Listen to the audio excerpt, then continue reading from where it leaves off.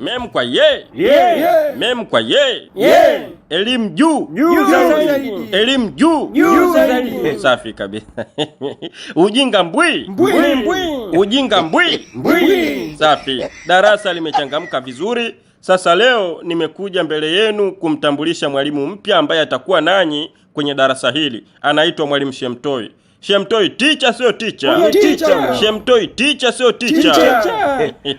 Nitampa nafasi naye ajitambulishe kidogo. Anaonekana teacher kidogo. Mem kwa Mem kwa Mem kwa wa. Elimu juu. Darasa hili wanafunzi wake mapila sio mapila. Darasa hili wanafunzi wake mabwabwa sio mabwabwa. Aisha mbona muitiki? Darasa hili la mem kwa ni mbumbumbu sio mbumbumbu. Acha matusi bwana. Nani mbumbumbu sasa? Hatukosea heshima huyu kijana. Hatukosea heshima. Hata kama yeye ni mwalimu wetu, lakini si wengine humu ndani tumemzidi umri, ni watu wazima. Sasa kwa nini atuite mbumbumbu? Aise mkuu, huyo kijana hatukosea heshima huyo. Hata kama sisi ni wanafunzi wake, lakini hiyo issue ya mabwabwa mbumbumbu sio mbumbumbu, hiyo haijakaa sawa. Hakuna mbumbumbu hapa. Sisi tuna akili zetu timamu. Alafu mimi mwenyewe huyu nimemzidi umri. Wewe una miaka mingapi teacher? I'm 27 years old. I mean that nina miaka 27. Kula nina si bwana mdogo kabisa. Tena kinda la juzi. Aisha mkuu. Naam. Mkuu, sasa mbona hawa wanafunzi wako wananiataki? Wacha matusi bwana. Mem kwa yere. Mem kwa yere. Hebu basi naomba muwe watulivu, kweni watulivu kidogo.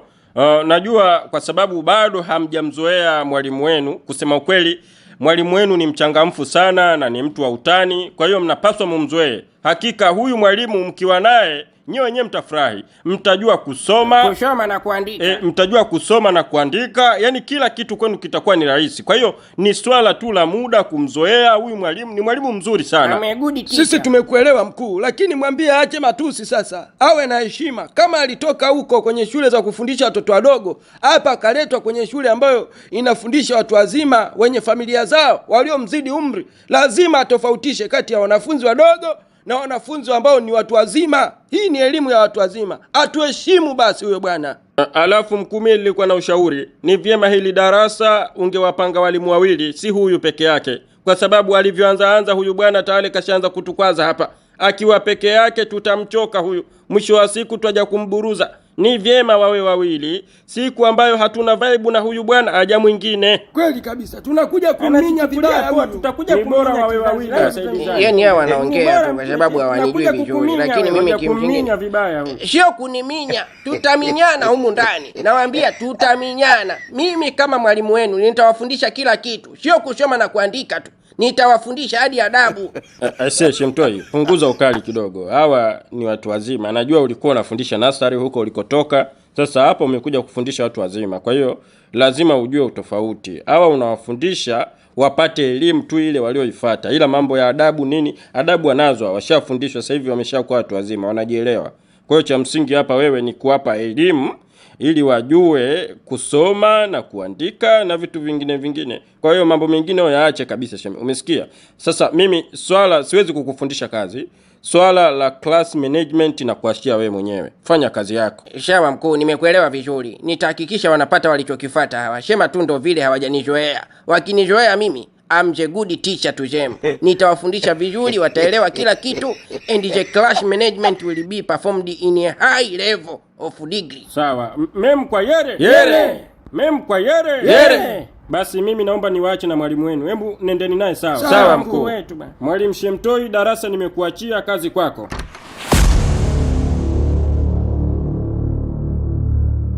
Handsome boy, cheupe. We cheupe na kuita ka. Naam, vipi madam, kuna shida? We nawe muda wote na kuita handsome boy, cheupe. Unanisikia vizuri tu ila unanifanyia makusudi. Njoo basi tuzungumze ofisini kwangu. Hapana madam, I don't have time. Siwezi kuingia ofisini kwako kwa muda huu. Muda sina kwa sababu kwanza nina kipindi nataka niingie darasani nikafundishe, lakini kama ni jambo dogo la kuniambia, we can talk right now. Niambie, niko tayari. Jambo lenyewe kubwa basi ni jambo dogo tu la kimbungambunga, lakini hapa nilipo siko comfortable kukwambia. Ndio maana nilikuwa na kuomba tuingie ofisini, ni sekunde chache tu angalau tuongee, alafu unaondoka. Unajua wewe ni mtu mzima Bikachala, na sioni kama kuna kitu ambacho kinakufanya usiwe comfortable kuniambia, kwa sababu hapa tuko wawili tu, sioni mtu mwingine yoyote hapa. Sasa ni jambo gani ambalo linataka hadi niingie ofisini kwako ndo unaambie? Basi mimi nilikuwa na kuomba Cheupe, sijui nikwambie, nilikuwa na kuomba tu baba kwamba kama ni shughuli zako za hapa shuleni ndogo ndogo, kama vile kuandaa lesson plani, kufundisha, nilikuwa naomba nikusaidie. Hapana, hii ni kazi yangu ambayo mimi nimeajiriwa niifanye, nitaifanya mwenyewe. Sihitaji mtu yoyote anisaidie. Alafu kwanza mimi ni mwalimu wa physics, wewe ni mwalimu wa Kiingereza. Ni vipi unaweza kunisaidia kufundisha physics? Mimi nitaweza tu kwa ajili yako. Nitaweza baba Cheupe. Yaani kwa jinsi unavyonivuruga we kaka. Mimi nina uwezo wa kufundisha masomo yote, hadi math, chemistry, physics nitafundisha kwa ajili yako Sam. Utafundisha masomo yote kwa ajili yangu Sam? Mimi kama nani? Yaani mimi ni kama nani hadi wewe uwe na uwezo wa kufundisha masomo yote kwa ajili yangu? Mate, wewe na unapopenda kujipuliza. Kodi rahisi kabisa nakupa, unajifanya twantwa uelewi. Mimi nakutaka Sam.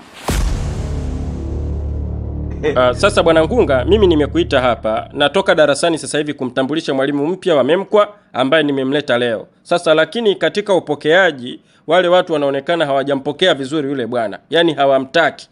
Ni kwa sababu tu ya lugha. Yule bwana anaonekana ni mchangamfu sana, kwa hiyo uchangamfu wake umepitiliza kiasi kwamba anawakera wale mabwana. Sasa nimeona ni vyema ni kuongeze pale darasani, usaidiane naye, mwekeane shift. Yeye akitoka wewe unaingia, ili asiwe na muda mrefu sana wa kukaa pale darasani, kwa sababu anaweza akasababisha matukio mengine tena. Wale watu hawamtaki. Yaani sijui umenielewa Ngunga? Mie nakuelewa vizuri mkuu. Umeniambia kale kabwana ulokaleta kenye masharubu kama bamia ilokomaa hakatakiwi katika darasa la Memkwa.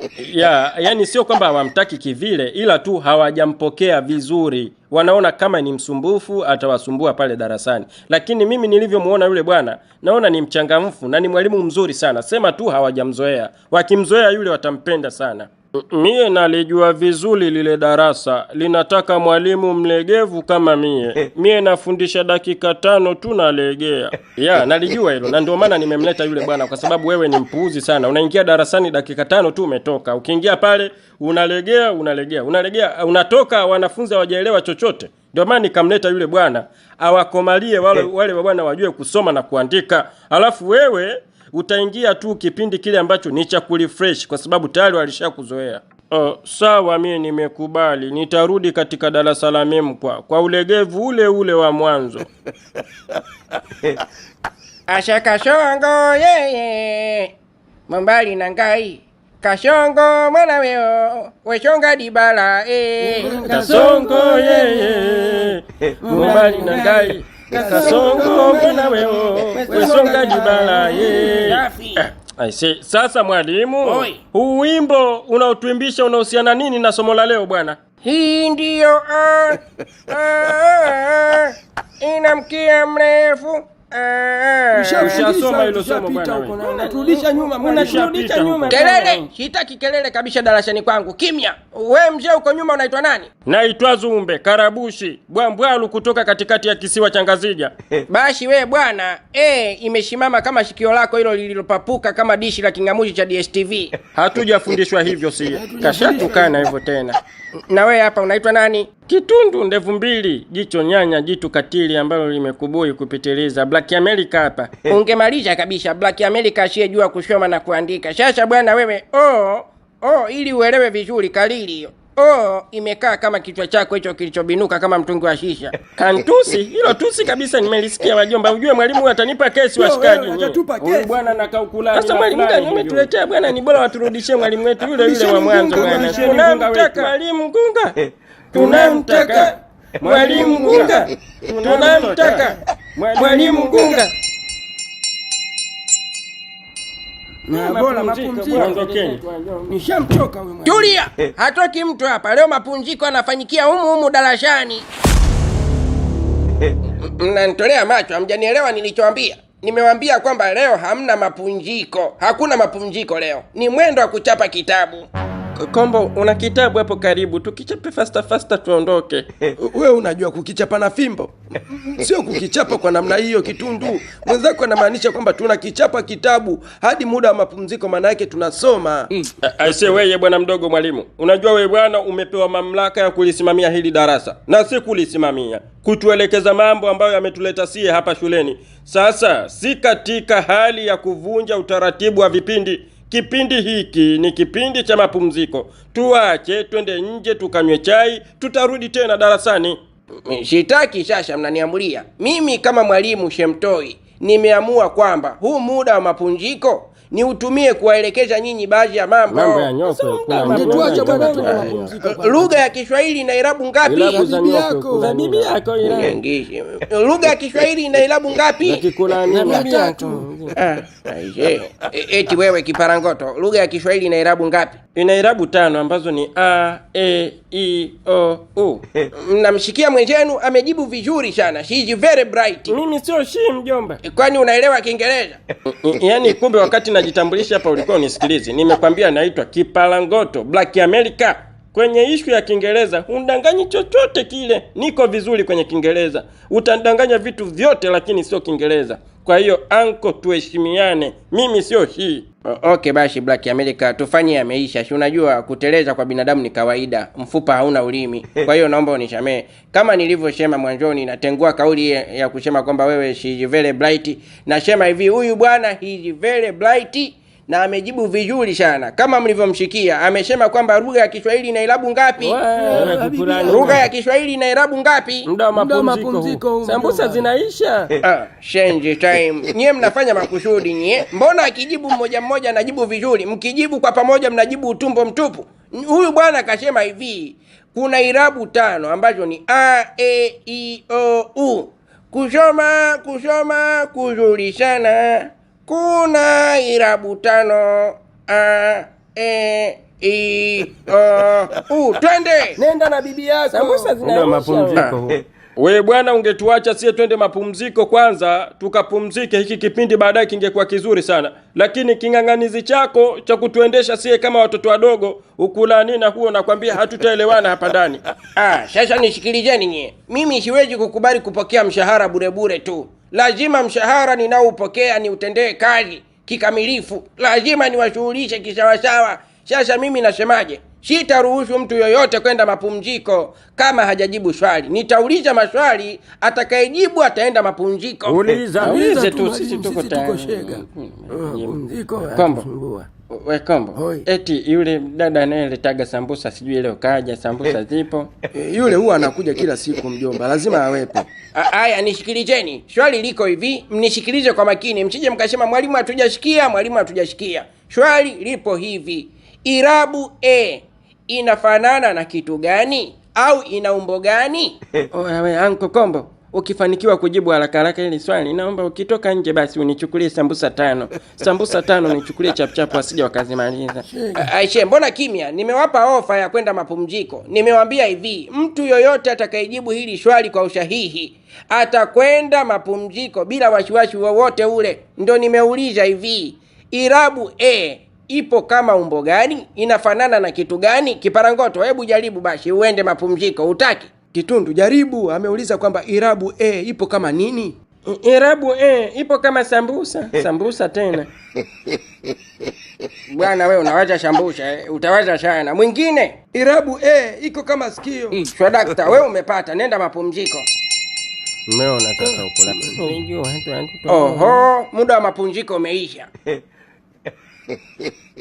Mtakula ufilangoto leo. Mnanitolea macho. Mimi kipindi changu ndo kimeisha hivyo, natoka. Lakini naomba niwatangazie kwamba kesho mtakuwa na test. Mjiandae. We bibi, hebu jiheshimu. Kuwa na aibu basi hata siku moja. Hivi unavyoona mimi na wewe tunaendana?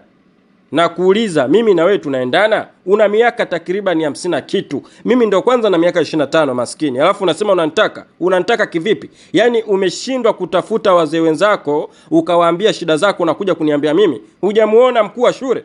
Hujawaona wale wazee wanaosoma memka kule? Ungeenda kuambia kwamba unanitaka, sio mimi. Mimi sio type yako bibi.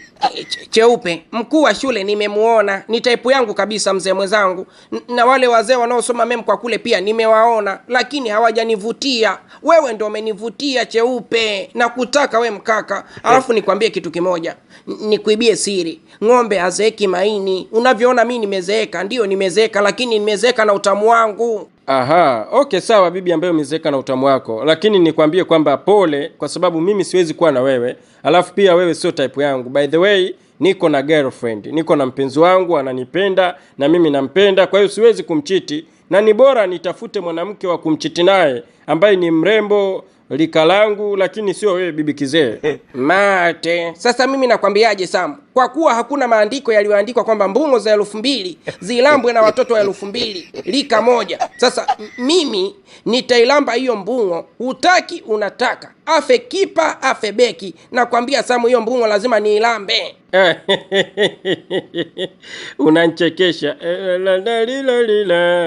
Halo, hebu tulia Bi Kachala, nikwambie kitu kimoja. Yaani hilo swala ambalo unaliwaza kwenye akili yako ni bora ulifute, kwa sababu haitawezekana. Yaani wewe umerukaruka miaka ya 90 huko 80, umepanda kila mlima, leo unataka kuja kunichafua kizazi mimi? Hilo swala haliwezekani. Asa na kuchafua kizazi kivipi Sam? Mimi nimekwambia si kila mwanaume natoka naye. Niko very selective. Nachagua. Ndio maana nimekwambia hivi, hao wazee wa memkwa nimewaona. Mkuu wa shule nimemuona, lakini sijavutiwa nao. Nimevutiwa na wewe kijana Cheupe, handsome boy, na kutaka. Mimi sikutaki sasa, sijavutiwa na wewe na nina girlfriend. Manyuzi. Sasa mimi nakutaka wewe na huyo girlfriend wako. Eti changwa nisindikize kwedi bagonogo hakurogwa. Changwa nisindikize kwedi bagonogo hakurogwa. Haririririririri, nisindikize kwedi bagonogo hakurogwa. Hivi njegele ziko wapi? Maana naimba tu nimejiachia, njegele zenyewe sijui zilipo. Hizi nyimbo nazo zinanikumbusha mbali Tanga hiyo, kipindi hicho ngoma za asili. Hii ndio ina mkia mfupi. Hizi zote ziko vizuri. Inaonisumbua hii iko kama sikio. Iko kama sikio. Eti kule darasani nilisema ipo kama sambusa. Sijui zilikuwa njaa zile. Inayo kumbe ndio ipo kama kikombe. Nayo ipo kama mtungi wa shisha. We niache mimi nasoma, kesho na testi. Sasa wewe nawe hata kuulizwa ndo utaki. Kwani kuna issue gani? Njegele umeweka wapi sizioni? Njegele angalia hapo kwenye kabati zipo, niliweka kwenye kabati hapo. Umesema wapi? Angalia kabatini. Sawa. Na hii hapa ndio iko kama njegele. Njegele tena. Waiter, Rebecca, niongeze mzinga mwingine bwana, maana leo nimevuruga kweli, siko sawa kisaikolojia. Wametuletea mwalimu mpya huko shule leo, kanivuruga vure. Yaani kichwa changu hakiko sawa kabisa mzee Zumbe. Natamani kurudi nyumbani Ngazija, lakini lazima nikomae, kisomo kiingie kichwani, kwa sababu haiwezekani mtu mzima nsijue kusoma na kuandika. Niongeze mzinga nipunguze mawazo. Yule mwalimu tutaenda sawa tu, tutaelewana. Eti bwana, ukiona chako kinaliwa usioshe vyombo, ujue kwamba hiyo ni halua, haina makombo. Halua haina makombo. Haina makombo. Alo, niongeze zinga lingine nipunguze mawazo mimi. Unakuletea sasa hivi usijali. Asa kumbe halua kula nina, haina makombo. Halua haina makombo. Ule mwalimu aloletwa kula nina zake, na akileta upuuzi mimi nampeleka Ngazija. Wewe mzee Jumbe. We nani? Mimi hapa mwalimu wako Shemtoi. Mwalimu tena kwenye virabu vya pombe unafuata nini? Nikuulize wewe mwanafunzi, ushawahi kuona wapi mwanafunzi anakunywa pombe? Alafu mimi nimetangaza testi kesho. Wenzako hapo nyumbani wanajishomea, wewe unakunywa pombe. Sasa kabla sijakwambia uandike barua ya maelezo, amka uende nyumbani. Kula nina. Sasa huko ni kuvuka mipaka bwana mdogo. Mambo ya shule yaishie shule. Tukija nyumbani huku mie ni kama mzazi wako. Niwache, mimi si mtoto mdogo kunipangia wewe.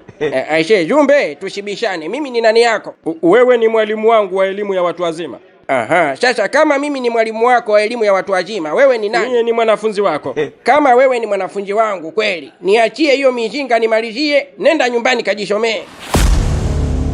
Linatoa macho. Amka mzee, uondoke, nenda nyumbani. Hiyo mijinga iliyoko mezani iache, na kama umeagiza pombe nitakunywa mimi mwalimu wako. Hivi wewe bwana mdogo, ni nani alokufundisha ukulanina wa namna hiyo? Maana unakaa ukulanina fulani hivi. Huna hata aibu. Lizima mie mzee Zumbe, tena bwambwalu kutoka katikati ya kisiwa cha Ngazija. Waniamsha mezani, eti mvinyo upige weye, na pombe yangu noagiza pia unywe weye. Mie niondoke, naondoka vipi? Jumbe, amka uondoke. Ndo nakuuliza wewe bwana mdogo, mie naondoka vipi hapa? Kwa sababu pesa ninayotumia ya kwangu mie mwenyewe. Starehe zangu mie mwenyewe. Weza kuhusu nini? Because I'm your teacher and I have right to guide you in every place whatever the case, na hakuna mtu akunizuia. Sasa kabla sijaanza kukujalilisha mbele za watu mzee Zumbe, na kuomba nyanyuka kwenye hiyo meza, niachie mimi pombe iliyobaki, na pombe uliyoagiza pia nitakunywa mimi. Amka, gera rahia. Kanga Rubeta na Omali, fanya unachotaka kufanya, lakini mie hapa siondoki. Bwana we ondoka mzee Zumbe. Hapa mie siondoki. Jamani, mwanafunzi anakunywa pombe huku. No. Jamani, kwani kuna shida gani? Mbona ugomvi tena? Aniletea vurugu huyu za kikulanina. Kama kuna walinzi ita waje kumtoa huyu kijana. Wewe ni mwanafunzi. Mwanafunzi wa bibi yako. Yaani kwanza sijakuelewa. Wewe kijana una shida gani? Kwa sababu umevaa vizuri, umependeza, unanukia manukato mazuri, handsome boy. Sasa sijui ni kitu gani kinachokufanya umsumbue babu wa watu. Unamdai? Hanidai hata senti 5 huyo kulanina. Sasa kama humdai, kwa nini umekuja kumsumbua wakati yupo kwenye starehe zake? Ni mwanafunzi huyu katoroka shule. Ni mwanafunzi katoroka shule. Hilo la mwanafunzi sina wasiwasi nalo, kwa sababu najua kuna darasa la watu wazima limeanzishwa. Lakini kusema kwamba katoroka shule si kweli. Anatorokaje shule usiku huu? Anakaukulanina fulani hivi bwana mdogo, na sijui kama akili yake iko sawa, kwa sababu mimi nilishamwambia ni kweli mimi mwanafunzi wako, lakini huu muda wa usiku niache nile starehe zangu, kwa sababu muda wa shule unajulikana ni saa 2 asubuhi hadi saa 8. Tukishatoka shule tu kila mtu afanya mambo yake kwa uhuru. Mwambieni aniwache. Sikuachi. We kijana, muache babu wa watu, usimgasigasi. Muache ale starehe zake kwa raha zake, kwa sababu amekuja kutumia pesa yake, si za kwako. Kama kuna shida yoyote umsubiri shule, mtakuja kumalizana huko, sio hapa. Wewe kama umekuja klabu na wewe kunywa pombe, kaa kwenye meza, agiza, acha usumbufu. I can't shit the same table with my student. She must get out here once. Umesikia hiyo Zumbe? Mimi mwenzako nimekwenda shule kidogo, naelewa. Amesema hivi, kwanza kakuita shi, alafu akasema kwamba hawezi kukaa meza moja na wewe. Unatakiwa kuondoka kwanza.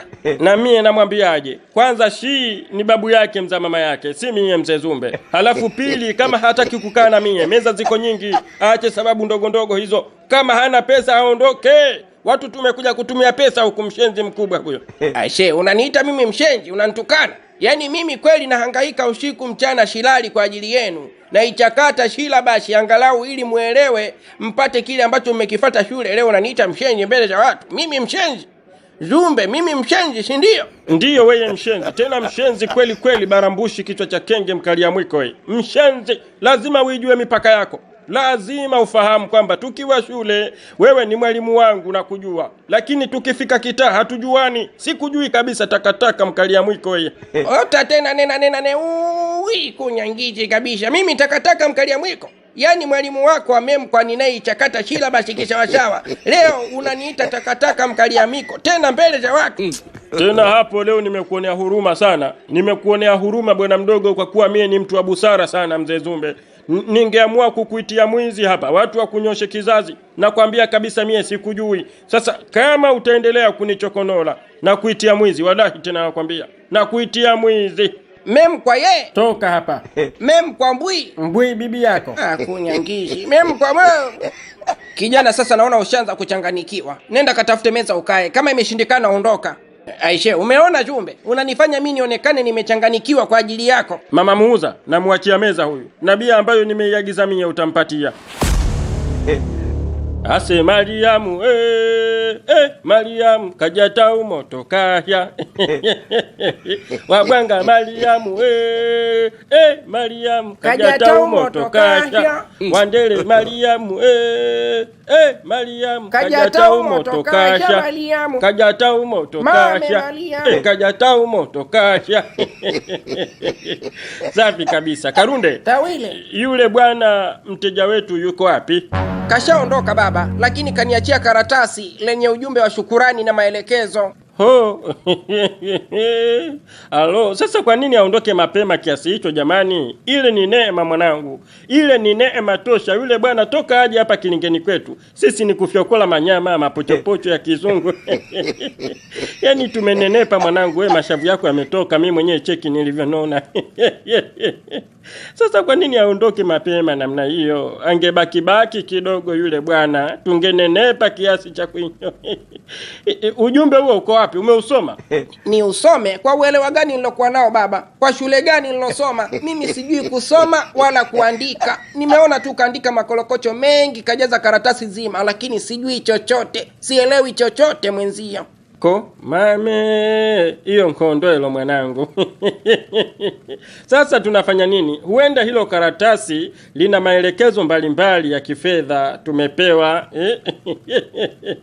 Sasa kama hatuwezi kulifafanua maana yake hizo pesa tumezikosa, tunafanya nini mwanangu? Na ni kweli baba, lile karatasi linaonekana lina umuhimu mkubwa, kwa sababu wakati ananikabidhi amenisisitiza kwamba jamani, huo ujumbe hakikisha babako anausoma, anaelewa. Kuna vitu vya muhimu sana humo kwenye huo ujumbe. Lakini sasa ndo hivyo, mimi sijui kusoma baba. Tunafanya nini sasa? Au nikakuchukulia ulisome? Ase waniga we. Unanitukana Karunde. Mimi mwenzako ndo 0 siwezi kusoma wala kuandika kabisa. Yaani hao unaona magologodi ya tupu. Mimi hata sielewi mwanangu, kwa sababu tunaweza kukosa vitu vya thamani kwa sababu ya ujinga wetu au kutokujua kusoma na kuandika. Sasa tunafanya nini? Basi sasa tumtafute mtu anayejua kusoma aje atusomee. Lakini baba, kwa nini hamkunipeleka shule? Reka, usekulonga ufila huo.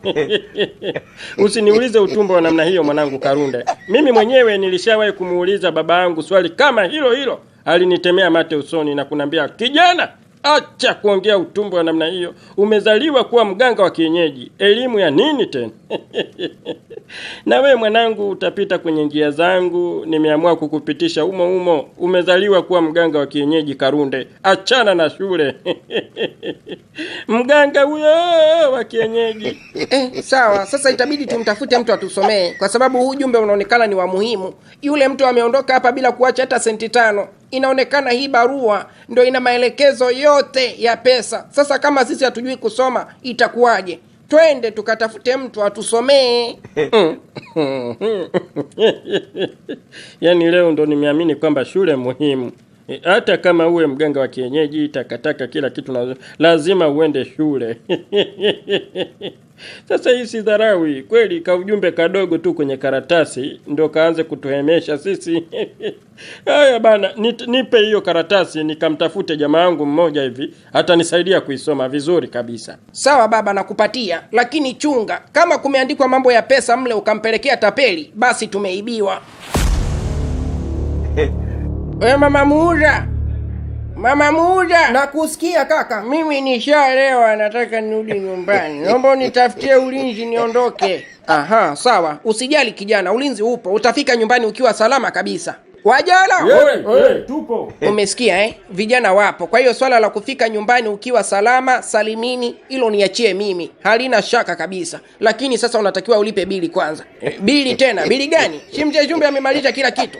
Hapana, Mzee Zumbi ameondoka hapa, amekuachia pombe mezani. Alafu kuna mzinga mwingine aliagiza, pia tumekupa. Kwa hiyo hizo bili zote utalipa we mwenyewe. Ni shilingi 50,000. Yeye hajalipa hata senti 5. Mmerogwa nyie. Yaani kwa hiyo mimi nimekunywa pombe za 50,000. Sasa itajulikana mimi na wewe nani amerogwa. Hapa uondoki bila kulipa hiyo pesa. Wajolo! Unanitolea macho? Kama umezoea kuwatapeli wanafunzi wako wa memkwa, sio mimi. Mimi mtu mwingine, chezea hangine hangu hagumu. Na kuambiaje, hiyo pesa utailipa tu, hutaki unataka. kwa ngumi, kwa makwenzi utalipa. Sasa we mama lishe. Hatuna lishe hapa, mimi sio mama lishe. Shamani kumlaji. Mama muuza, mimi hapa nimeachiwa meza na mzee Jumbe ambayo iko na pombe. Ingetakiwa hii pombe awe kashailipia mzee Jumbe. Nimeachiwa meza pamoja na pombe iliyolipiwa. Mimi siwezi kulipa. Wewe usitaki nirudie mara mbili. Nishakwambia kwamba Zumbe ameondoka hapa kwa hasira, umemvurugia starehe zake, umemtoa kwenye meza yake ambayo ilikuwa na pombe zake. Kwa hiyo kasema hawezi kulipa bili wakati starehe zake zimekatishwa. Hizo bili zote utalipa wewe. Leo ndo nitajuta sasa kwa nini nilikataa mikoba ya mzee Fuvu. Ingenisaidia leo kuondoka kimashabe. Lakini ukiangalia si haki kwa sababu mimi sijaagiza hii pombe. Aliagiza pombe mzee Jumbe. Angetakiwa alipe. Eti mama, aliagiza pombe ni nani? Mzee Zumbe. Sasa ni nani anatakiwa alipe? Aliyekunywa pombe za mzee Zumbe. Sasa yeye Zumbe ndo angetakiwa alipe hii pombe, sio mimi. Mimi nimenunuliwa pombe tu, mimi shilipi. Sawa, unajua mimi natumia nguvu basi. Mimi situmii nguvu hata kidogo. Kuna mambo mawili hapa utachagua mwenyewe. Either ulipe hiyo bili ya shilingi 50,000 uondoke kwa usalama au nikuunganishe na Wajolo mkamalizane. Aise, niunganishe na Wajolo tukamalizane. Wajolo? Ngoja kwanza. Kwani hao Wajolo ni viumbe gani? Huo muda mimi sina. Muda kukueleza sijui Wajolo ni wakina nani. Sina. Mimi ninachotaka kujua, hizo pesa unanilipa au nikuunganishe na Wajolo mkamalizane? Utaenda kujua huko utawauliza nyie ni wakina nani, watakuambia wenyewe. Usinitolee macho, nipe jibu moja. Pesa unalipa au nikuunganishe na Wajolo? Mimi hapa nalipa. Mimi nina 3,000 tu. 3,000? Unadaiwa 50,000 unaniambia una 3,000? Wewe huna nia ya kulipa hiyo pesa. Sasa kama utaki kulipa hiyo pesa, mimi nikuunganishe tu na Wajolo. Na kuuliza mara ya mwisho, pesa unalipa au nikuunganishe na Wajolo? Kama ni 3,000 mimi nalipa, lakini kama ni 50,000 niunganishe tu na Wajolo. Nye Wajolo? Subiri kwanza usiniunganishe nao. Mimi nina 3,000. Hiyo 3,000 nenda kampe bibi yako akanunue ugoro. Unadaiwa 50,000 hapa. Mimi bwana, kusema ukweli 50,000 sina. Nimeanza kazi juzi tu, bado sijapokea mshahara. Wajolo Oza. njoni mchukue mboga hii. Msishangae sana leo. Mwalimu wenu anaweza asifike kabisa darasani kwa sababu jana kanikuta kirabuni kama kawaida yangu mzee Zumbe na kula mvinyo, moja baridi, moja ya moto. Akaanza kuniletea ukulanina. Mzee Zumbe, wewe ni mwanafunzi, nenda nyumbani kalale kajisomee, sijui kesho mmetoa testi. Mimi nikamwachia meza. Na si meza tu peke yake. Nimemwachia meza na pombe ninonunua pamoja na biri. Na si hivyo tu, usiku wa manane simu yangu ya mkononi mzee Zumbe yaita. Naitizama ni yule mama wa klabu. Namuuliza, mama vipi, kuna shida? Mbona usiku sana? Akasema hapana, hakuna shida. Lakini yule kijana ambaye ulimwachia bili kashindwa kulipa. Nimemuunganisha na Wajolo. Kwisha yake habari. Kaisha. Yaani kama kaunganishwa na Wajolo basi kaisha. Ameisha, hatuna mwalimu tena pale. Kwishne, nei bora. Yaani kama wamemuunganisha na Wajolo kweli basi kaisha. Wajolo hawajai kumwacha mtu salama. Na kuanzia leo watu watukututukutu kama Shemtoi niacheni mie. Najua engo za kucheza nao. Ticha huyo. Mem kwa ye. Hey. Amejita ngunga.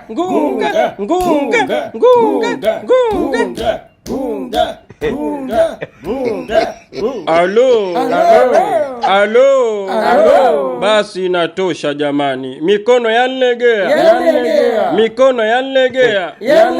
Mie mwenzenu mikono yanlegea. Safi. Sasa leo mmekuja kuingia katika kipindi cha mwalimu wenu mpya Shemtoi kwa sababu kuna changamoto zimempata, hivyo hata kuwepo leo shule. Safi. Umeona, nimewaambia mie. Na kama tayari washamtia katika mikono ya Wajolo, si leo wala kesho hatutamuona tena ule mwalimu. Acha apotee, tungekonda kweli. Basi sasa mem kwa ye. Mem kwa ye. Mwalimu Ngunga nalegea silegei. Unalegea. Nalegea silegei. Unalegea. Nalegea kweli. Sasa ndundu mapumziko. Kwanza una bahati sana bwana mdogo. Wajolo hawajawahi kumsalimisha mtu kituo cha polisi. Wewe utakuwa mtu wa kwanza. Wamekuleta hapa wakidai kwamba wanakudai pesa, kiasi cha pesa shilingi 50,000. Sasa wewe ulikuwa unataka wanifanye nini? Mimi ni teacher, tena professional teacher wa MEMKWA. Wangejaribu kunifanya chochote tu wakione cha mtema kuni. Amje blind, mimi ni blind. Wewe ulikuwa unataka wanifanye nini? Sawa, ila mimi nishapewa maagizo ya kukutia selo. Nikutie selo hadi utakapolipa kiasi cha pesa kile unachodaiwa. Na si 50,000 tena. Itakuwa 100,000 kwa sababu ya usumbufu. Hapo ndo umejingua sasa. Uniweke shelo mimi, professional teacher. Badala ya kuniruhusu kuniambia niende nikaendelee kufanya majukumu ya kitaifa, unanambia nikae shelo hadi nitakapolipa pesa. Wewe, mimi shelo shikai. Majukumu ya kitaifa kirabuni. Wewe si umekamatwa kirabuni, umekunywa pombe za watu hujalipa wewe. Sasa mimi nakwambia aje. Hapa hatoki mtu, utakaa selo mpaka pesa itakapolipwa. Kunyangishi, yani kirabuni sijalipa pesa, tena mbele ya wajoro, wapo kibao, sijalipa hata senti 5. Hadi wamenileta huku wewe ujiulizi maswali mengi, alafu unaniambia nilipe pesa mbele yako. Mimi silipi pesa, alafu kwanza usintishe masharubu kama roundabout ya Chalinje. Labda simi ya afande Kwicho, koplo katili ambaye hajapata kutokea. Nakwambia pesa utalipa na selo utakaa, na hautalipa 50,000 tena. Unalipa 100,000 kwa usumbufu. Ongea taratibu wewe jamaa, unanitemea mate. Ala, kangarubeta na umali. Jeuli zako zitakuponza bwana mdogo. Kama wajoro wamekuonea huruma, mie mwenzako Samagogwe sinaga huruma na mtu mie. Nakwambia hapa leo selo utakaa na pesa utalipa. Na mimi nasemaje? Mi aje professional teacher of MEMKWA. Shelo shikai na pesa shilipi. Mie nakwambia selo utakaa na pesa utalipa. Eti pesa utalipa. Mie pesa shilipi. Unaongea kama umefyatika kiazi mviringo kwenye kishundu. Karabushi. Afande nani? Yes, afande. Andaa maji ya moto. Sawa. Mnataka kunifanya nini? Uwe tulia, utachagua kitu kimoja. Tukutie selo au tukugeuze supu. Afu nyie mnapenda utani ujue. Yaani eti mnigeuze supu au mnitie selo. Unajua mimi ni mwalimu. Amje professional teacher of MEMKWA. Mimi ni mwalimu. Kwanza niacheni niende darasani. Usinitolee macho, nipishe niende na kipindi. Ha! Oi, tatena nedo. Aise, vipi tena afande? Kanitia kofi. Kazingua pakubwa. Kazingua huyo. Ngoja maji apate moto. Ndio mnapojidanganya hivyo. Yaani nyinyi kwa nini hamtumii akili, degree performance? Kama wajoro tu wameniacha niondoke, wamenikabidhi kwenye mikono yenu. Nyie wakina nani ambaye mnataka kunizuia? Naomba mniache mimi niondoke nikafanye majukumu ya taifa. Mie tangu niletwe hapa katika kituo hiki cha polisi, sijawahi kupiga mtu kisawasawa. Sijawahi kubwemwenda mtu mpaka aliye kilio cha mbwa. Lakini leo nabwemwenda. Leo nabwemwenda mtu. Nibwemwende nikunywe masharubu au na kipande cha chupa. Unaongeaje sijui. Nigushe nikuonyeshe cha mtema kuni. Kwanza nipishe niondoke au nikuongeze. Vipi afande? Kantia lingine. Hizo sasa dharau hizo. We bwana we, kesi nyingine hii. Na hii ndo kesi kubwa kuliko hata ile ya mwanzo ya kunywa pombe za watu bila kulipa. Umethubutu kumshambulia afisa polisi ndani ya kituo cha polisi, tena mchana kweupe bila wasiwasi wowote ule. Huo ushujaa wewe wautolea wapi? Usinitolee macho na kuuliza. Huo ushujaa wewe wautolea wapi? Na utolea kwenye kishundu. Na ukiendelea kunizuia nisiondoke na kuongeza lingine. Nipishe niondoke. Aise, kama dharau hizi zimepitiliza. Si dharau tena, zimekuwa za mwimwi. Afande nani? Yes afande. Nimfanye nini huyu? Usiwe na haraka. Wewe muache acheze achoke. Cheza uchoke. Aishe brother. Now let it speak professionally. Ngoja tuzungumze kiprofessional sasa tuelewane. Unajua mimi ni mwalimu tegemezi sana wa MEMKWA. Na bila mimi MEMKWA haitembei. Natakiwa kufika darasani sasa hivi na kipindi. Kwa hiyo naomba mnipishe niondoke. Aishe, let me get out here. Kapurumundu weye. Ungekuwa unalitambua hilo usingekwenda kutia fujo kwenye vilabu vya watu. Kunywa pombe bila kulipa. A professional teacher must be professional in every place. Sasa kwa nini wewe waje kutia fujo kituo cha polisi? Watia fujo kwenye vilabu vya watu. Lazima ukae selo, hapa leo hutoki. Aishe, brother, I giving you a last chance. Sitarudia tena kukuomba nipite. Hili litakuwa ni ombi langu la mwisho. Nitakuwa naongea na mitwango tu. Yaani ni mitwango kwenda mbele. Naomba unipishe niondoke. Kangarubeta na omali. Kama yozungumza na bibio, atakupisha uondoke. Lakini hapa unaongea na afande Kwicho, katili la makatili, ambaye sijapata kutokea. Hapa nimekwambia hatoki mtu na selo utakaa. Kitu. Hiyo nimeisikia. Afande Kicho, umemuonja? Hapana, kanionja tena. Kula letu. Ngoja Aise, nije. kinachoniuma mie si haya makofi unayontia. Makofi haya niumi hata kidogo. Kinachoniuma ni kwamba huo ujasiri wa kumtia kofi koplo wautolea wapi? Ujasiri wa kunyosha mkono kuntia mie kofi wautolea wapi weye? Ingine hilo. Hata hili la mwisho bwana mdogo sitakubali kamwe. Nilikuwa na kuwekea kipolo cha baadaye, lakini acha nicheze na wewe. Achana naye kwanza. Nacheza naye. Aishe afande, shero iko wapi niende nikatulie kwanza? Yeah. Yeah. Yo. Karibu sana mjomba Nchumali. Ni siku nyingi sana zimepita hatujaonana. Hatimaye leo tumekutana tena. Karibu sana. Nakumbuka ile mbwa kantunga mwefuza kajuju wako. Kantunga mwefuza. Mame kantunga mwefuza kajuju wako. Kantunga mwefuza. Ai kantunga mwefuza. Alo, ni kitambo kweli fuvu. Ni kitambo sana. Hatimaye leo tumekutana tena. Asante sana. Na sasa nikwambie tu mjomba Nchumali, ukiulizia waganga wa Rozi, mganga Mrozi ni mimi na wewe tu tuliobaki. Sisi ndo waganga ambao tunaweza kuagua na wakati huo huo tukamroga mtu vibaya mno. Karibu bwana, vipi kuna issue? Asante sana fuvu. Issue ipo, nakosaje mwenzangu?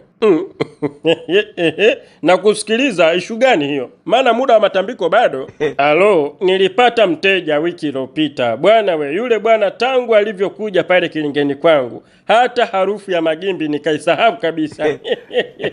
Maana kila siku ilikuwa ni nyama, mtoli wa ndizi na nyama, utumbo tunakula mafachafacha ya kizungu, yani kila kitu ambacho tulikuwa tunataka kula cha kitaalamu tulikuwa tunakula kwa ajili yake.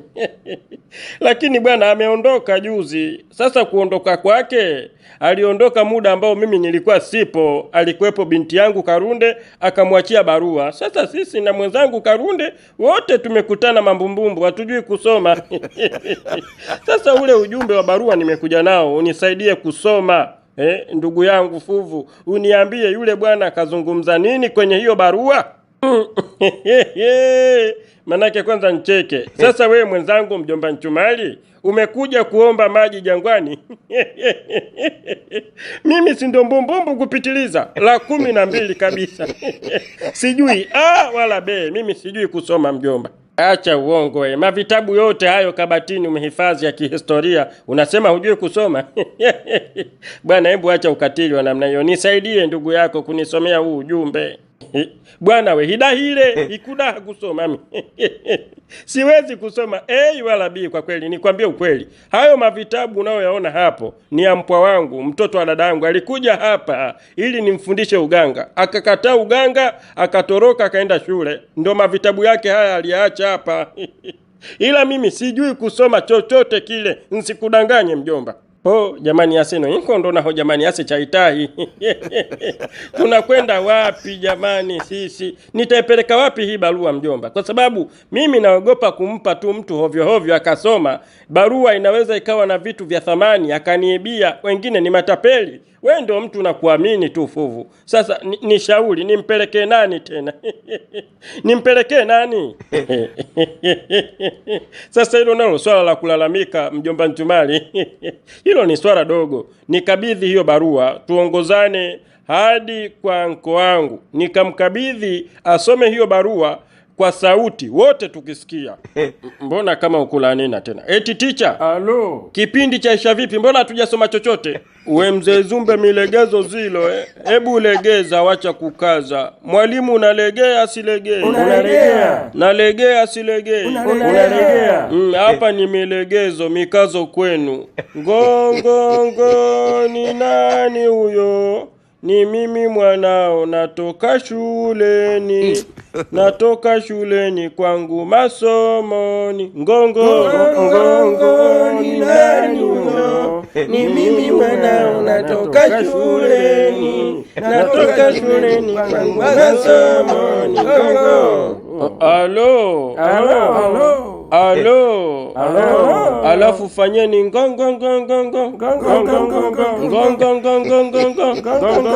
kengele ya mapumziko hiyo. Nendeni mkapumzike, mie mwenzenu nalegea.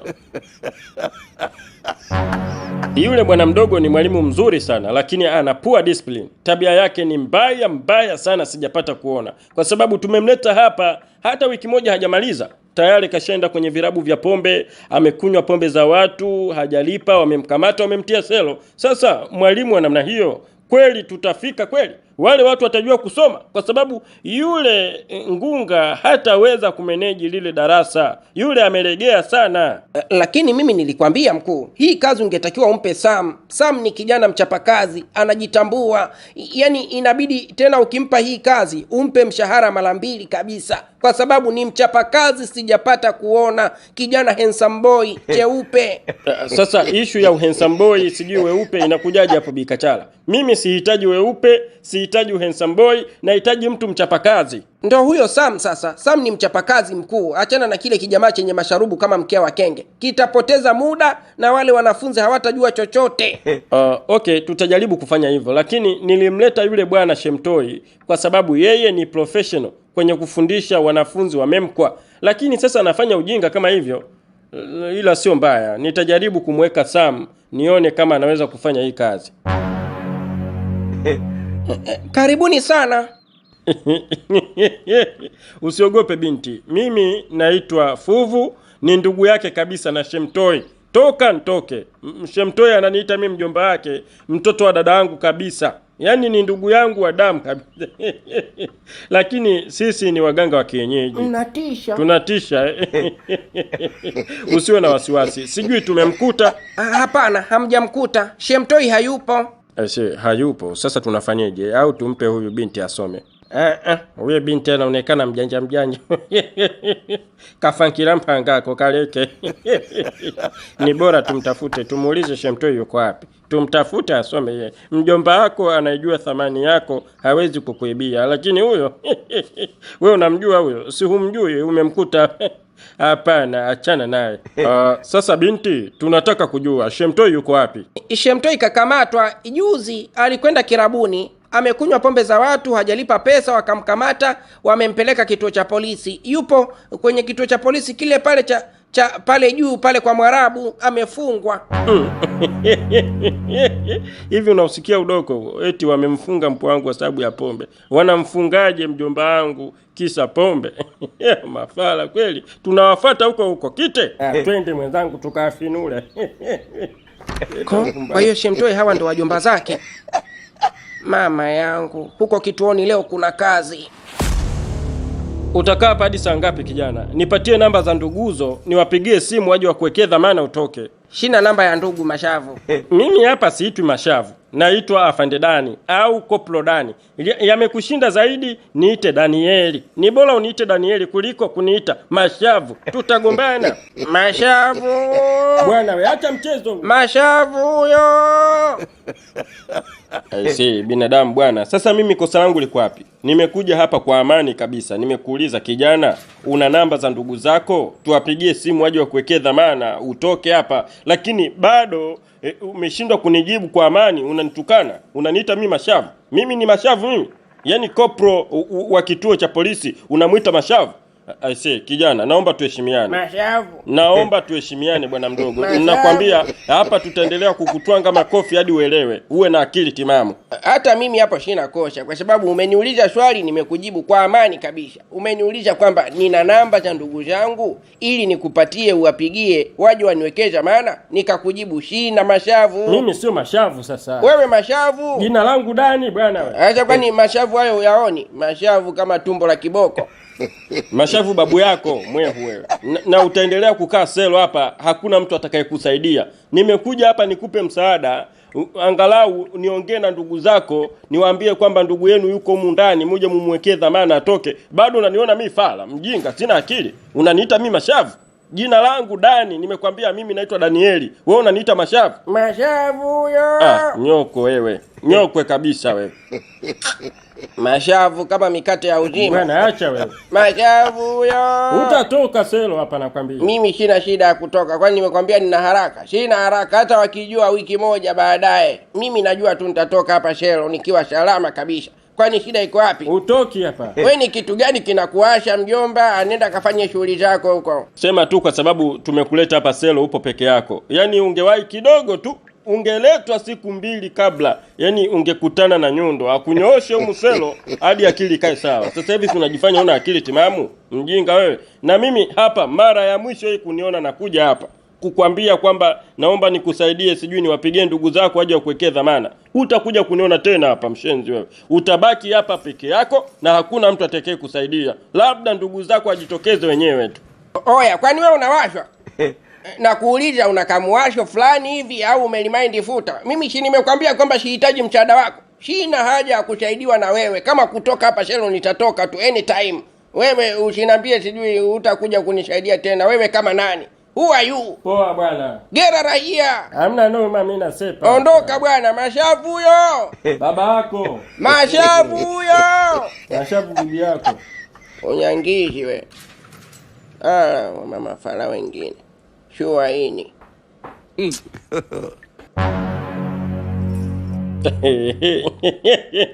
Sasa bwana wewe afande, kwa nini mumtie selo mjomba wetu? Na mnajua kabisa huyu kijana ndugu zake uko wake mzima ni wachawi. Hata nyinyi mnataka tuwafanye kitu kibaya? Nataka tuafyekole. Tunauliza mnataka tuwafinule? Waunga kufinuligwa. Kama mnataka kufinula semeni, kwa sababu hamjaona vijana wote kitaa wa kuwachukua na kuwaweka selo, mnakuja kumweka Shemtoi. Aisenga mkola masanywe, mwonga kukola masa Yaani kwanza huo ni uzalilishaji mkubwa. Umeuzalilisha ukoo mpana kama huu. Haiwezekani eti kumfunga mpwa wangu eti kisa pombe hajalipa. Hebu acheni siku nyingine muwe na akili timamu bwana. Haiwezekani. Swala kama hilo haliwezekani. Sasa usicheleweshe muda. Tunamuomba mpwa wetu hapa tuondoke naye. Hapana, sio kiholela tu hivyo mzee wangu. Kijana wenu anadaiwa pesa. Amekunywa pombe za watu, hajalipa, anadaiwa 50,000 na pesa ya faini jumla 100,000. Bila 100,000 kijana huyu hatoki hapa. Mbwanga hakogo hau. Mbwanga hakogo hadole osindia. Japo tumevaa vinyago vya kichawi, tunatisha kwa kukubuhi vibaya mno, machawi, maganga tuliopitiliza, lakini haogopi lolote. Eti bila 100,000 tumtoe mpwa wako. Hivi mwenzangu nausikia huo udoko? Nimeusikia vizuri kabisa. Abwaja analobota huyu vibaya mno, kwa sababu kijana lazima atolewe kivyo vyote vile, na sisi pesa hatuna. Mimi sina hata sumli mfukoni, lakini hapa siondoki bila mpwa wangu, lazima niondoke naye. Hiyo laki utaenda kuifyokola kwa bibi yako bwana. Wazee wangu, labda niwaeleweshe kidogo. Hiki ni chombo cha dola na kila kitu kinachofanyika hapa kinafanyika kwa protocol maalum, sio kibabe. Ukija kibabe na sisi tunakwenda kibabe. Ukija kwa amani tunakwenda kwa amani. Nimewaeleza vizuri kabisa kwa amani kwamba kijana wenu anadaiwa fedha 50,000 ya pombe na pesa ya faini pia ni 50,000, jumla 100,000. Lipeni hiyo pesa, tuwaachie kijana wenu muondoke. La sivyo mmeshindwa zaidi, mwekeni dhamana kwa shilingi 50,000 ili muondoke naye. Hakina hela yalosionga kifinke uhele. Na kuuliza wewe bwana afande, unataka tukupe upele? Hatuna fedha sisi ya kukupa. 100,000 hatuna, na hiyo 50,000 pia hatuna. Tunachokitaka sie mpwa wetu atoke, hatutaki akae selo. Bwana mtoeni huyo, sisi hatuna hela. Hatuna pesa. Ala, mtaimba sana hapa wazee wangu, wala hamnitishi mie. Nimewambia kijana hatolewi hapa bila 100,000 au 50,000. La sivyo kijana atabaki selo miaka yote. Fuvu, wawiva ufila huo. Anaongea ufila wenyewe ule kabisa, uji ulionyooka. Sasa tunafanya nini? Au tumwambie tu tuonane na Shemtoi angalau tumpatie hii barua asome tuondoke, tumuache tukatafute hiyo pesa, tukirudi mara ya pili tunamtoa? Hapana. Yaani leo hii Barua anasoma na hapa kituoni mjomba wangu anatoka. Lazima atoke. Na atoki bila hata senti 5. Mimi nimekwambia hapa mjomba, siondoki bila ya mpwa wangu. Hapa mimi siondoki bila mpwa wangu mimi. Hata haitawezekana. Hiyo staili ambayo mnataka kuitumia ya fujo, mtajikuta na nyie mpo selo. Hamtatoka selo milele na milele. Hapa suluhisho ni 100,000 tu au 50,000. Lipeni hiyo pesa. La hamna, nendeni mkakope ndo mje mumtoe mjomba wenu. Bwana we, hakina hela suwe. Hatuna pesa. Fatuma we.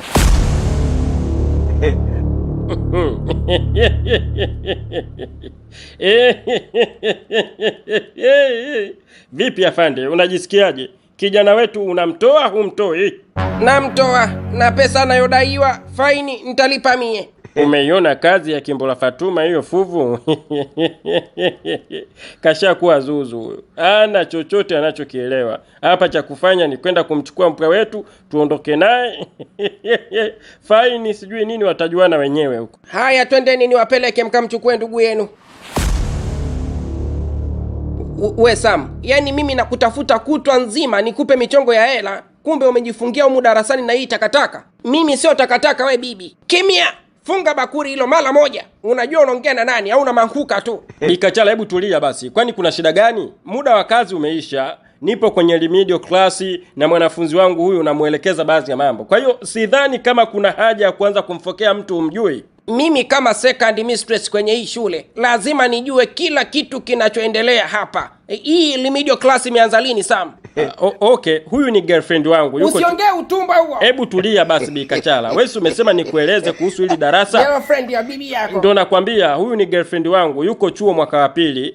Hapa alipo yuko likizo. Kwa hiyo ameomba niwe namuelekeza baadhi ya mambo hadi chuo kitakapofungua. Hatari ya mama yake. Dem, umeona mlango ulioingilia? Umefanyeje? Sasa naomba utoke kabla sijacharukwa. Hebu acha ujinga we bibi. Huwezi kumtoa girlfriend wangu kijinga namna hiyo. Dem, nyanyuka hapa. Martha, usinyanyuke. Kaa hapo hapo. Hakuna mtu wa kukutoa hapa. Atoki mtu hapa. Nataka nifanye unyambili. Yaani kama madarasa haya amejenga bibi yako tutatoka. Lakini kama ni madarasa ya serikali na kila mtu ana haki ya kuyatumia kupata elimu, hatutoki humu. Atoki mtu hapa ndani.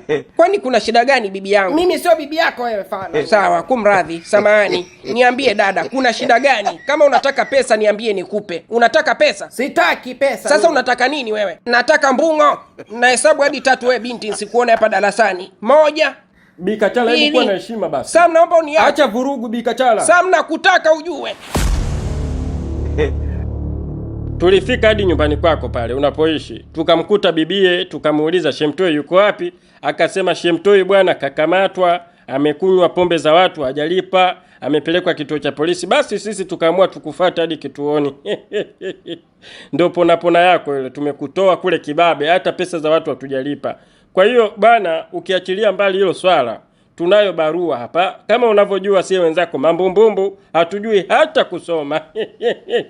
Tuna barua tumeileta kwako utusaidie kusoma. Hatujatafuta mtu mwingine zaidi wa kutusomea kwa sababu wengine ni weziwezi, anaweza akawa tapeli. Barua inaweza ikawa na vitu vya thamani, yeye akatutapeli.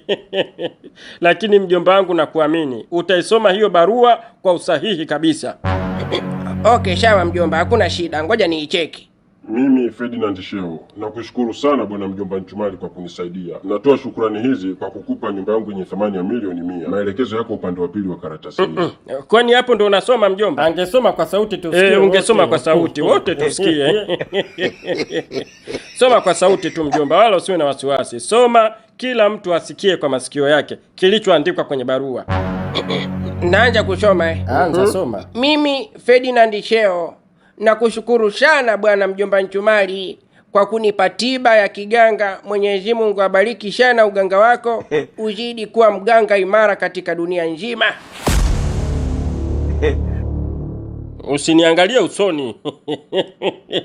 Yaani umenitoa huko kijijini ndugu yangu hadi mjini kuja kumtafuta bwana mdogo atusomee barua, kumbe barua yenyewe ndio imeandikwa udoko. Sasa hizo shukrani zitakusaidia nini mjomba? Si mateso tu bila sababu yoyote ndugu yangu. Mbona tunapeana mateso namna hiyo? Leka bwana Mgosi usekulonga hivi. Yule bwana kadedame na finula, yani amenifanya mimi bwabwa kiasi ambacho hakijawahi kutokea. Mimi nimehaha wiki nzima kutafuta msomaji wa barua. Barua yenyewe ndio imeandikwa ushuzi kiasi hiki. Kweli? Yani anatoa shukrani tu wakati mimi nimempa tiba wiki nzima. Lakini wewe si umemsifia bwana? Umemsifu kwamba toka alivyokuja kilingeni kwako hakuna siku ambayo mmekula magimbi. Kila siku mnatofio la minyama, mapochopocho ya kizungu. Basi mimi nahisi mwenzenu atakuwa amekata juu kwa juu. Amekata kwenye vyakula vyake alivyokuwa ananunua mnakula. Amekata umo amna. Mgosi umeagua bure wewe. Hasa anamkataje mtu kwenye chakula jamani? Yaani bwana kanipa mateso sana. Mateso ya kwenda kutafuta mizizi ya dawa polini, akanipa tena mateso ya kuzunguka na barua kutafuta msomaji. Barua yenye maelezo ya shukrani. Sasa hizo shukrani si angemwambia tu mwanangu Karunde, bana mwambie baba yako namshukuru sana kuliko kuandika barua ya kunihemesha. Wewe bwana fala kweli wewe. Sasa unamtukana hivyo anakusikia. Wewe ushaula wachuya umechapwa wewe. Wajinga ndio waliwao. Wajinga ndio waliwao mama. Wajinga ndio. Pole sana bwana mjomba Nchumali. Turudi tu zetu tukaendelee na uganga. Aise, sisi tunakushukuru sana bwana Shemtoi kwa kutusaidia kutusomea hiyo barua ya shukrani. Lakini sio mbaya.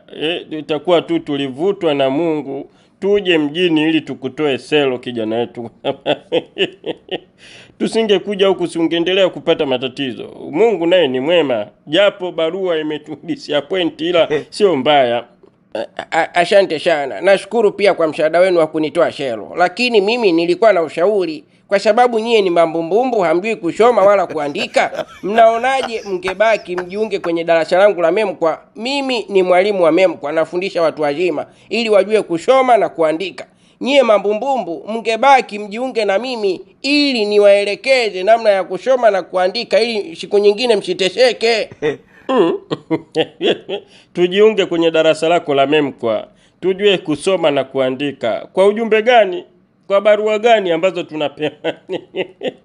Barua zenyewe ndio hizo zimeandikwa ufila mtupu. Mimi siwezi kubaki. Labda ongea na mjomba wako. Mimi sibaki. Hata hilo darasa sina haja nalo. Sina ujumbe wa muhimu mimi wa kusoma. Acheni nirudi nikafanye zangu uganga. Na wewe mjomba vipi? Unabaki uchape kitabu? Alafu kilinge changu na uganga na mwachia nani? Haiwezekani mjomba. Haitowezekana kamwe. Watasoma wasiokuwa na kazi ila sio mimi fuvu. Haiwezekani. Barua zenyewe ndio hizo zimeandikwa eti shukrani kwa uganga, Mungu akubariki. Ni ndo ziniweke mimi darasani? Hilo swala haliwezekani. Okay, sawa, hamna shida. Mimi niwatakie kila laheri katika shughuli zenu za kiganga, lakini muda wowote mtakaojisikia kuja kupata elimu ya kusoma na kuandika, mimi nawakaribisha. Aise fuvu, twenzetu bwana. Kwa hiyo barua unaiacha? Barua nachukua naondoka nayo. Lazima niondoke nayo kwa sababu nikaichome moto ili nifanye matambiko. Haiwezekani yule bwana aondoke hivi hivi bila kuniwekea sadaka. Mimi sifanyi uganga bure bwana. Unajua afande Kwicho, you are not serious. You are not serious my friend. Kwa sababu unawezaje kumtoa mtu sero bila dhamana? Na unajua kabisa kwamba yule mtu anadaiwa. Wajoro wanamdai shilingi 50,000 na anatakiwa kulipa pesa ya faini shilingi 50,000. Wewe unamtoa bure bure tu. Hizo pesa utalipa wewe. Mnamtia mpwa wangu sero eti kisa kwa sababu ya pombe? Hicho ni kitu cha kumtia mtu sero kweli? Hata ingekuwa wewe Mashavu. Aise, jina hilo. Wewe ni Mashavu. Ungekubali kutiwa sero kwa sababu ya pombe? Aise, huyu ameanza kuchanganyikiwa huyu. Tena bado mapema, nikimwahi huyu anakuwa sawa. Wewe Kwicho, mimi nimekwambia hivi. Kwa nini umemtoa mtu selo hali ya kuwa hajalipa dhamana wala nini? Yule pale Shemtoi amekamatwa yule jana, ameletwa hapa na Wajoro tena kwa usalama kabisa. Wamesema kwamba anadaiwa pesa ya watu 50,000 na kwa sababu tayari tushamweka selo, anatakiwa kulipa na faini ya shilingi 50,000. Ndio ninachokwambia hapa sasa hivi. Usiniambie kwamba mpwa wako yule ni mpwa wako yule wewe. Hapana, mpwa wangu hawezi kukaa selo kwa sababu ya shilingi 50,000. Kwanza ni nani kawapa madaraka ya kumtia selo mpwa wangu nyie? Mwamtia selo kwa sababu ya pombe. Hilo swala haliwezekani. Kwani wewe unazungumzia mpwa wako yupi? Mimi nazungumzia Shemtoi, kijana ambaye alikuwa na kunasa makofi hapa jana. Yule kijana wewe umemtoa bila dhamana. Kwa nini umemtoa bila dhamana? Ndiyo, nimemtoa bila dhamana. Nimemtoa bila dhamana mpwa wangu. Na iwe mwanzo na mwisho bwana Mashavu kumtia selo tena ule bwana. Iwe mwanzo na mwisho nakwambia. I say, wewe bwana umechanganikiwa. Afande Kwicho umechanganikiwa wewe jamaa. Kwa sababu haiwezekani. Yule dogo alikuwa na kunasa makofi hapa jana kama mtoto mdogo. Leo unasema ni mpwa wako. Umemwachia bure bila dhamana. Hilo swala haliwezekani. Sasa hizo pesa za watu utalipa. Ala, Mashavu. Mimi sio Mashavu. Mashavu. Acha bwana wewe. Wewe ni Mashavu tu kwangu. Nakwambiaje? Silipi hata senti 5 mie. Hata usipolipa mimi alinihusu. Wewe subiri Wajoro waje utakuja kuwaelekeza. Hivi wewe Bikachala, unataka niwe na kujibu mara ngapi labda ndio unielewe? Nimekwambia mimi sikutaki. Mimi nakutaka wewe cheupe. Alafu usithubutu kuniambia hayo maneno mbele ya girlfriend wangu. Sitaki kabisa. Kwani yeye nani bwana? She's my girlfriend. Huyu bibi ajitambui nyie, yani kama mtoto mdogo. Hana aibu huyu. Nilikuwa na mpango wa kwenda na wewe Dubai Sam. Please don't let me down. Usinirudishe nyuma kwa kweli. Nina mpango wa kwenda Dubai na wewe. Tukaendeshe mapikipiki jangwani. Na kupenda wewe mkaka. Hebu naomba unisikilize. Achana na huyu kimada. Bibi naomba tuheshimiane. Mimi sio kimada. Kimada ni wewe mwizi wa wanaume wenzio. Sijui bibi huyu wa wapi tu. Sura imekushuka kama chapati za Wahindi. Hebu achana na mimi.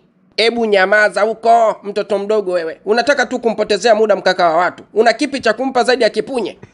Na kuuliza una kipi cha kumpa wewe zaidi ya kipunye? Wewe Bikachala. Niambie be. Maneno gani hayo ya kumwambia girlfriend wangu? Hana cha kukupa huyu kwani uone? Hata kama hana cha kunipa, nitampa mimi. Mimi ndio mwanamke niliyemchagua huyo. Sasa na mimi nakutaka sana. Sikutaki wewe Bikachala, achana na mimi. Sasa sikiliza dogo. Mimi nikimtakaga mtu iwe kwa shari au kwa amani, lazima nimpate. Sasa nakwambia utahangaika na huu dogo, lakini mimi penzi langu liko pale pale. Sam, nikitaka kuilamba mbungo hiyo na ilamba muda wowote ule. Anasemaje huyu bibi kizee? Anasemaje huyu bibi? Martha kipenzi changu, achana naye huyu amechanganikiwa. Toba. Sasa nani kamwachia tena huyu? Huyu si wa kuachia huyu. Mbona wamemwachia tena? Tumekwisha tena darasani. Mbona mnatoa macho? It is me your favorable teacher. I'm back. Kwanza kwa nini amsalimii? Salimieni.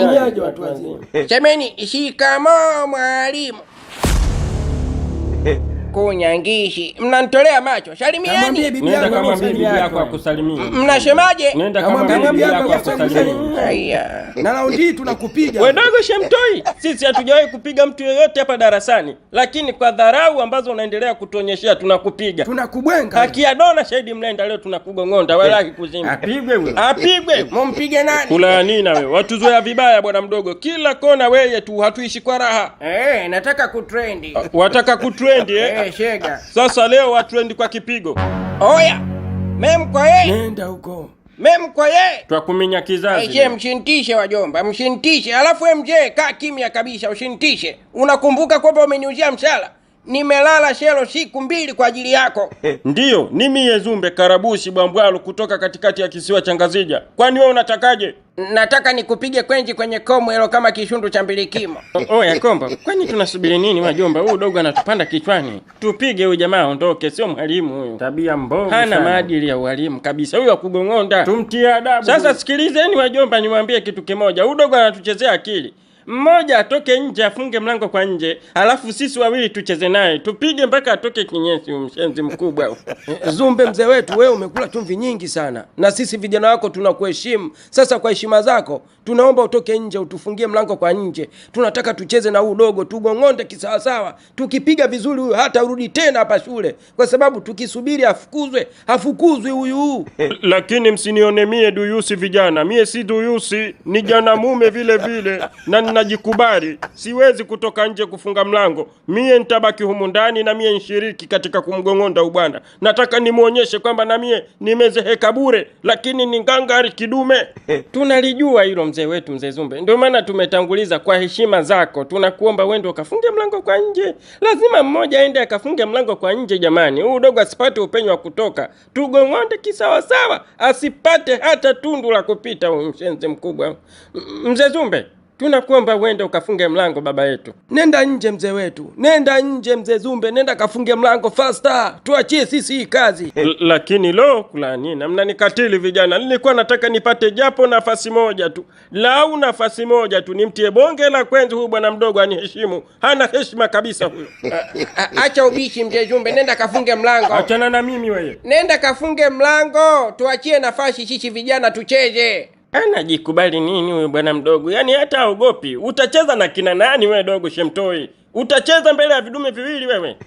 Zumbe. Naam.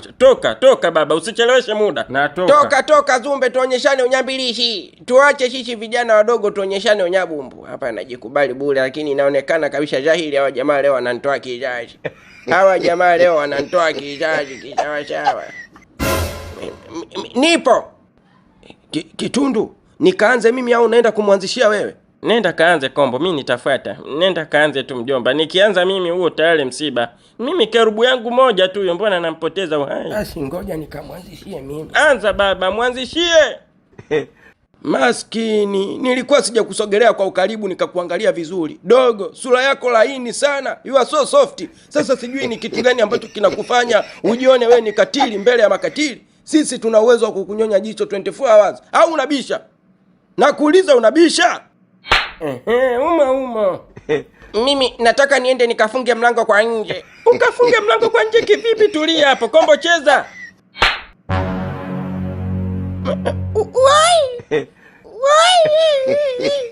Anabweka. Muongeze. Ongeza chume. Ongeza tena. Aise, kuna kitu gani kinaendelea? Amani wakati nasikia sauti za makofi kabisa mtu anapigwa. Shemtoi, kumbe umekuja shule leo na hujaja kuripoti. Kuna barua yako pale, tumekusimamisha kazi kwa sababu ya utovu wa nidhamu. Una bahati sana Kombo, ila ushanichokonola. Sehemu yoyote ile nitakayokutana na wewe, jina chapo. Aise, usinitishe. Kama unajikubali tucheze. Mkuu. Yes. Naomba utupe dakika 5. Hapana, Shemtoi njoo ofisini uchukue barua yako. Una bahati dogo. Usiombe ukutane na mimi kitaa. Hizo nywele nitazikwangua na kipande cha chupa ya K-Vant. Mwanangu kifinuligwa. Yule bwana ametufinula kisawasawa. Nimetembea mimi, nimekwenda hadi mjini kumtafuta mtu wa kusoma barua. Sasa kilichoandikwa kwenye barua ni maumivu moyoni. Eti yule bwana bilionea ambaye tulikuja kumpa tiba hapa kaandika barua ya shukrani tu. Ameshukuru sana kwa jinsi tulivyompa dawa na kumtundulia. Yaani nimeumia moyoni, nikimkamata tena yule mimi namtoa kizazi. Baba, una uhakika kwamba hiyo barua imeandikwa shukrani tu? Zimetolewa shukrani tu kwenye hiyo barua? Mbona mimi yule alinishukuru? Wakati anaondoka hapa alitoa shukrani zake, akasema nashukuru sana Karunde. Zile shukrani alizotoa zinatosha sana. Na kwenye barua akasema barua ina vitu vya muhimu. Ina kitu cha muhimu cha msingi kabisa ambacho ni mali. Sasa kwa vipi unaniambia eti ametoa shukrani tu? Msomaji mwanangu ndiye aliyesema. Tena yule bwana ni msomi kweli kweli kwa sababu ni mwalimu. Amesoma barua kwa sauti vizuri kabisa bila kukosea hata neno moja. Barua ni ya shukrani mwanangu. Yule bwana hakuna kitu chochote cha thamani alichokiandika kwenye barua. Ni barua ya shukrani tu. Hapana, kwa zile shukrani ambazo alikuwa anazitoa hapa wakati anaondoka yule baba, amekutaja wewe, kasema nikwambie kabisa nashukuru sana kwa upendo wako, kwa dawa zako ulizompa, akanishukuru na mimi. Kulikuwa hakuna haja ya kutoa barua tena ya shukrani. Hiyo barua itakuwa na kitu cha thamani. Umempa nani asome wewe baba, au tayari tushaibiwa? Tuibiwe na nani mwanangu? Hatujaibiwa bwana. Hii barua imesomwa na ndugu zangu kabisa. Toka nitoke. Fuvu ni jamaa yangu toka kitambo, tumekuwa wote. Hawezi kuniibia. Kwa hiyo yeye nilimpelekea barua akasema hawezi kusoma pia mbumbumbu kama mimi. tukampelekea mpwa wake, mjomba wake kabisa, mtoto wa dada yake, ndiye aliyesoma barua. Tena kwa sauti wote wawili tunasikia pale pale. Acha kuwaamini kiasi hicho baba. Usimwamini mtu yoyote kwenye hii dunia. Watu ni matapeli. Hata kama ni ndugu yako, sijui mmekuwa wote, anaweza kukutapeli tu. Huyo kijana nyie mnamuamini? Kama hiyo barua inakuwa na vitu vya thamani na yeye ni mjanja kiasi hicho, anajua kusoma, na umesema sijui ni msome kweli kweli, anaweza akawaibia tu vile vile wote wawili. Miedu hisokelelo jamani.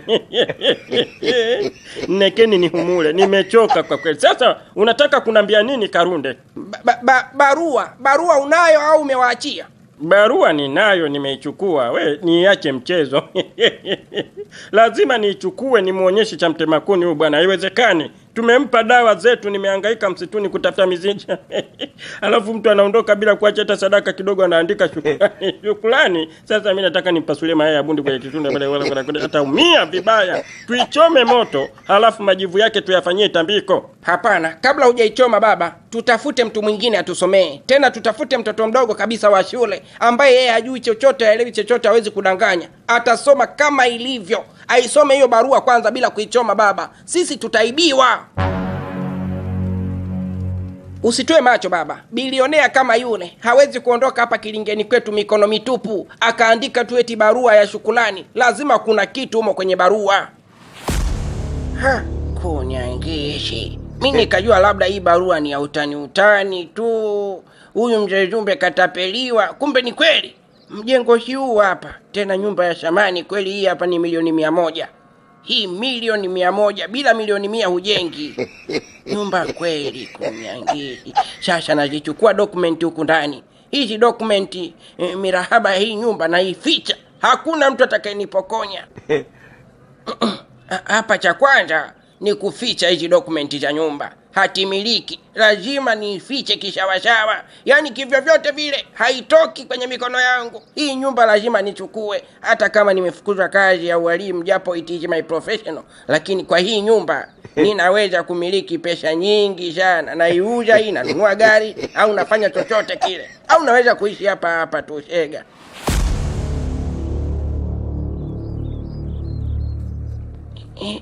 Shikama. Marahaba, usiogope basi. Mimi naitwa Karunde, ni jirani yenu tu hapa. Nataka nikuulize kitu kimoja. Sawa, niulize. Unajua kusoma? Na sio kusoma tu, najua kusoma na kuandika. Sasa naomba tuongozane hadi nyumbani kwangu. Kuna kitu nataka uende ukanisomee. Hapana, mama alisema kwamba nyumba yenu nyinyi ni kubwa na ni wachawi wakubwa, mimi siendi. Hakuna mtu mwingine atakayenisaidia kusoma ile barua. Tutaenda kimangumangu. Sasa Bikachala, yule kijana tayari nishampa barua ya kumsimamisha kazi. Kiufupi ni kwamba Shemtoi nimemsimamisha kazi. Hivyo ulinieleza kuhusu Sam kwamba anaweza kusimamia lile darasa. Wakati ndio huu sasa. Muite Sam, niongee naye, nimuulize maswali kama anaweza kusimamia darasa, afanye kazi. Ngoja kwanza mkuu, mtu mwenyewe Mieyusho yule simuelewi. Yaani imagine mtu unamhangaikia, unamtafutia kazi, vibarua, kazi yake iwe pana ili mradi apate mshahara mzuri, lakini bado anakuona fala. Hebu mkaushie kwanza. Imekuwaje tena? Wakati wewe ndio ulikuja hapa ukanishauri, ukaniambia mkuu, unaonaje ile kazi ya kufundisha darasa la MEMKWA tumpe Sam? Nikakwambia ni wazo zuri, japo yeye sio professional kwenye darasa la MEMKWA, lakini wewe ulimsifia ukasema ni kijana ambaye mchapa kazi, anaweza kufanya ile kazi vizuri. Sasa leo unaniambia tena tumkaushie. Na mkaushia vipi? Kwani kuna shida gani? Dogo nampambania rafiki yangu, lakini Mieyusho kinoma yani. Anatongoza wanafunzi wa MEMKWA. Anatongoza wanafunzi wa MEMKWA? Anatongozaje wakati wanafunzi wote ni wa kiume wale? Yaani inawezekanaje? Hatuna wanafunzi wa kike Bikachala. Nishachanganikiwa hivyo. Eti nimesema anatongoza wanafunzi wa MEMKWA na mimi kichwa changu kimevuta. Sikiliza mkuu, issue ni kwamba yule kijana bado mimi siko sawa naye. Nilikuwa najaribu kumconvince ili mradi tu aingie kwenye mtego wangu ili nimpe hiyo kazi ya kufundisha wanafunzi wa MEMKWA, lakini inaonekana kuna misunderstanding mimi na yeye. Kwa hiyo bado hatujaelewana. Tukielewana nitamleta kwako. Muda sasa Bikachala, time. Na kama unavyojua, lile darasa saizi yuko Ngunga, yani ni mlegevu kama unavyomjua, yule hawezi kufundisha ile darasa wanafunzi wakaelewa, kwa sababu muda wote nalegea, anapenda nyimbo tu basi. Sasa wanafunzi na nyimbo watajuaje kusoma? Lazima kuwepo na mwalimu ambaye yuko serious na anaweza kuwafundisha wanafunzi wakajua kusoma. Kwa hiyo fanya haraka, ongea na Sam umuite hapa ofisini kwangu nije niongee naye pia. Ni sawa mkuu, nitaongea naye. Nitapambana kadri ya uwezo wangu. Japo competition ni kubwa. Competition ni kubwa? Competition gani tena Bikachala? Mbona sikuelewi? Bwana potezea. Nitaongea naye. Nikishindwa nitamwambia aje ofisini kwako ongea naye mwenyewe. Alafu nawe kumbe unaofichaga wewe samu wako. Leo umenisogelea karibu ndo naona kumbe wewe ni bonge la HB. Wimbo huu wanchosha, lakini nitapambana nao hadi niumalize. Mwalimu wetu hapendi kelele, anapenda wimbo na vigelegele. Sisi mwalimu wetu hapendi kelele, anapenda wimbo na vigelegele. Safi kabisa. Mem kwa wu, mem kwa rrr, mem kwa warara, nalegea silegei, nalegea silegei, leo silegei, nachoka. Mwalimu sasa mwenzetu leo usichoke wala kulegea, tunaomba tusome bwana, tufundishe. Hatujasoma muda mrefu kwa sababu ya mwenzetu kila ukija darasani ni kuimba kulegea, kuimba kulegea. Sasa sisi tutasoma lini? Leo tusome mjomba. Kama kuimba tutaimba baadaye au nyumbani. We bwana, mie mwalimu wa michezo sifundishi leo. Leo ni michezo tu ya kuimba na kurukaruka na kulegea. Milegezo mtupu, kusoma nyumbani sijui twaelewana. Ndio. Mwalimu wa mem kwa mbui, nalegea silegei, nachoka sichoki, wachoka. Leo nalegea lege. Aise Kitundu, tutatoboa kweli hapa.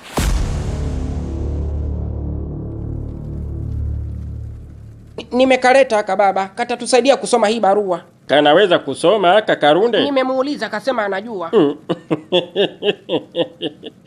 We kijana, wewe hebu usiogopi basi, Gangamara, hapa uko sehemu salama. Hatutakufanya kitu kibaya chochote kile. Ila tu uwe na ushirikiano. Ukimaliza zoezi letu, tutakuachia uende nyumbani kwenu. Kwanza wewe mwanani? Wewe mtoto wa nani? Mimi babangu Selemani. Baba yako Selemani? Selemani yupi? Huyu Selemani Dibuzi? Ndiyo. Vitoto vya Selemani ni visomi kisawasawa. Visomi kweli kweli. Sasa Karunde, mwanangu, na uhakika kweli kwamba haka kanajua kusoma na kuandika? Baba, hadi mimi namchukua namleta huko Kilingeni. Maana yake ni kwamba nimemuuliza akaniambia yeye mwenyewe anajua kusoma, na sio kusoma tu, kasema anajua kusoma na kuandika. Ndio maana nimemleta huku ndani. Eti wewe kijana, si unajua kusoma? Najua kusoma na kuandika A, E, I, O, U. Hata mwanangu Karunde, mbona hizi anazosema huyu ni kisomo cha awali kabisa. Hata kama mimi ni mbumbumbu lakini najua hizo A, E, I, O, U ni kisomo cha awali kabisa. Hawezi kusoma barua. Nilijua tu hawezi kusoma huyu, atatupotezea muda bure tu hapa. Baba, aka kanajua bwana kusoma. Kanajua vizuri kabisa kwa sababu mimi najua vile vidogo kabisa vya chekechea awali au darasa la kwanza na la pili ndio mara nyingi huwa havijuaji kusoma. Aka nikakubwa kanajua. Eti weka bwanga wasoma deke ngahi? Ile vichungu. Na kuuliza unasoma darasa la ngapi? Mimi nasoma darasa la 4. Umeona sasa, darasa la 4. Darasa la 4 asijue kusoma jamani, mkubwa huyo, mpe barua asome. Eti we dogo, unaweza kusoma barua? Achana na hizo A, E, I, O, U. Hata mimi hizo najua kusoma, japo kuandika siwezi. Lakini hizo najua kusoma A, E, I, O, U, kila mtu anajua. Unaweza kusoma barua iliyoandikwa? Kama unaweza kusoma barua tukupatie. Unaweza kusoma barua wewe? Lakini sisi kule shule tunasoma vitabu vya hadithi na vitabu vya sayansi. Vitabu vya barua hatusomi. Sasa leo mwenzangu utaisoma barua ya kitabu. Hutaki unataka. Hata kama tanguele kwa waye kusoma dilo waisoma. Leo utaisoma namba. Karunde, Tawile, nenda kalete barua aje asome.